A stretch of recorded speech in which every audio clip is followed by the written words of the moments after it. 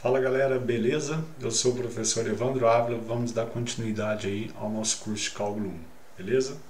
Ainda trabalhando na tópico 2 de Fundamentos de Matemática, nessa aula de hoje eu vou falar um pouco sobre logaritmos, tá?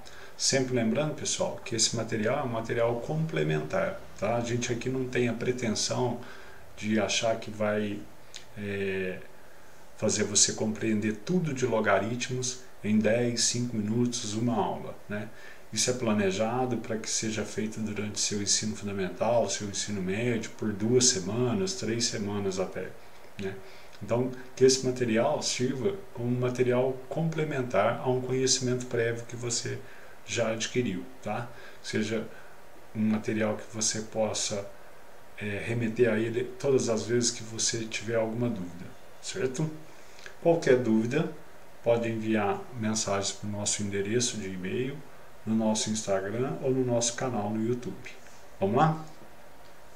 Bom, então logaritmos. Vamos começar primeiro pela definição. Logaritmo de A na base B é C, se B elevado a C for A, né?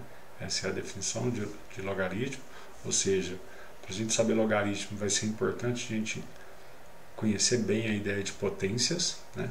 O A é chamado de logaritmando, o B é a base do logaritmo e o C é o próprio logaritmo.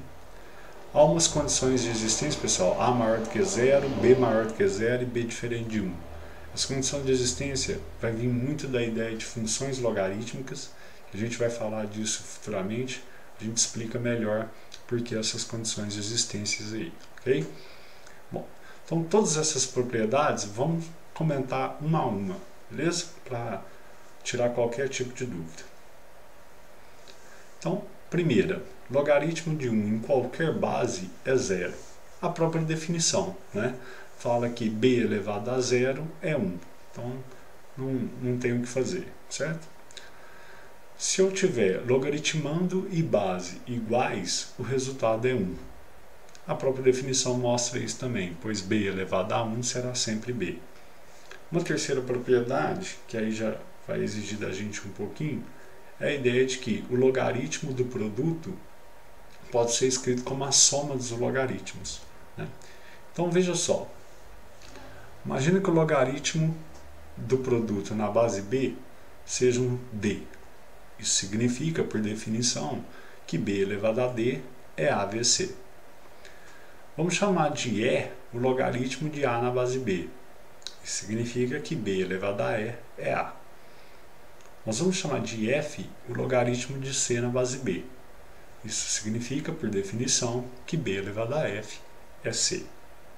Então, B elevado a D é igual a B elevado a E vezes B elevado a F, já que A vezes C é A, que é B elevado a E, vezes C, que é B elevado a F. Então, a gente já aprendeu que por propriedades de potências, né, essa igualdade faz com que D seja igual a E mais F. Logo, quem é D? Logaritmo de A vezes C na base B. Quem é E? Logaritmo de A na base B. E quem é F? Logaritmo de C na base B. Então, essa ideia decorre daquela ideia da propriedade de potências, né, que quando a gente tem potências na mesma base, a gente conserva a base e soma os expoentes. Multiplicação transformada numa soma de expoentes. Essa é a ideia, beleza? Bom, se é válido para multiplicação, também é válido para divisão e decorre da mesma ideia, tá? Se o logaritmo de uma divisão pode ser transformado numa subtração de logaritmos, tá? Fazendo uma analogia com potências, né? Você, quando tinha potências, multiplicação na mesma base, a gente conservava a base e somava os expoentes. Quando a gente tinha uma divisão na mesma base, a gente conservava a base e subtraía os expoentes. Aqui é a mesma ideia. A demonstração é bem análoga à demonstração anterior. Deixo para você dar uma olhadinha, beleza? Uma quinta propriedade importante para nós é que quando o logaritmando tem um expoente, esse expoente pode vir para frente do log. Então, o logaritmo de A elevado a N numa base B pode ser escrito como N vezes logaritmo de A na base B. Essa é uma propriedade importantíssima para nós no cálculo, tá? Então é importante que você saiba bem essa propriedade. Demonstração dela. Eu vou chamar de C esse logaritmo de A elevado a N na base B. Então, por definição, B elevado a C é A a N. Eu vou chamar de D o logaritmo de A na base B. Então, por definição, B elevado a D é A. Então, quem é B elevado a C? É B elevado a D elevado a N, já que B elevado a C é A elevado a N. Então, no lugar do A, eu pus B elevado a D. E o que significa B elevado a D elevado à enésima potência? É essa multiplicação N vezes. Então, eu tenho, na minha potência, N vezes o D, já que eu conservo a base B e somo os expoentes, D mais D mais D por N vezes. Então, B elevado a C é B elevado a N vezes D. Portanto, eu chego a essa conclusão, N vezes D. Logo, a gente consegue chegar no que a propriedade fala. Beleza? Uma sexta propriedade fala de mudança de base. Então, imagina que eu tenho um logaritmo de A numa base B e é interessante para mim passar para uma base C. Então, eu faço logaritmo de A na base C dividido pelo logaritmo de B na base C. Então, repara que o logaritmando A ele ainda continua sendo logaritmando, mas numa outra base. E a base do logaritmo B passa a ser um logaritmando no logaritmo que está no denominador. Tá? E a base C que você escolheu. A demonstração é bem simples também. Tá? Qualquer dúvida, estou à disposição.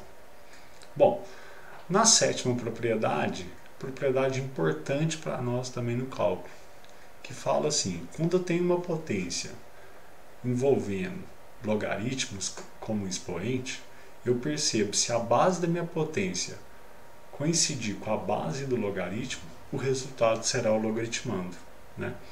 Então, a demonstração é bem simples também.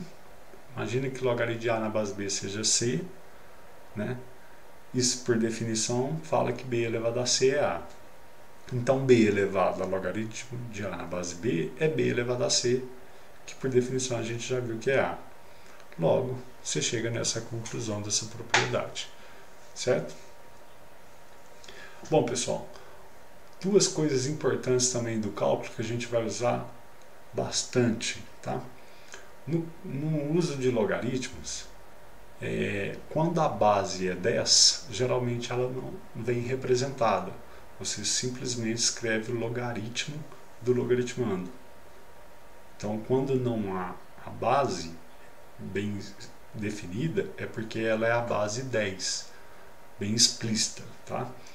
Do mesmo jeito que, por exemplo, quando você vai escrever raiz quadrada, quando o índice é 2, você não há necessidade de colocar o 2, tá? Então, quando a gente não coloca a base, é porque essa base trabalhada é a base 10. Do mesmo jeito que, quando a gente quiser trabalhar na base E, que é o número de Euler, que é uma base muito usada no ensino superior, ao invés de escrever logaritmo de A na base E, a gente vai escrever simplesmente ln de A. Então, toda vez que a gente usar a ideia de ln, nada mais é do que um logaritmo na base E. E é o número de Euler. Beleza? Bom, bons estudos. Qualquer dúvida, estou à disposição. Beleza? Forte abraço. Valeu!